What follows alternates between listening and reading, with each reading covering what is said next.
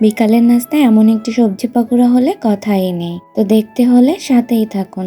আসসালামু আলাইকুম বন্ধুরা, সবাই কেমন আছেন? আশা করি আল্লাহর রহমতে সবাই ভালো আছেন। তৈরি করার জন্য আমার লাগবে ডাল, আরো লাগবে পুঁই শাকের পাতা আমি কুচি কুচি করে নিয়েছিলাম, আরো নিয়েছিলাম আলু কুচি, আর নিয়েছিলাম পেঁয়াজ কুচি আর কাঁচামরিচ কুচি। এবার ডালটাকে বেটে রেখেছিলাম, এর সাথে সবগুলো উপকরণ মিশিয়ে নিতে হবে। এখানে আমি হাফ কাপের মতো ময়দা ব্যবহার করছি।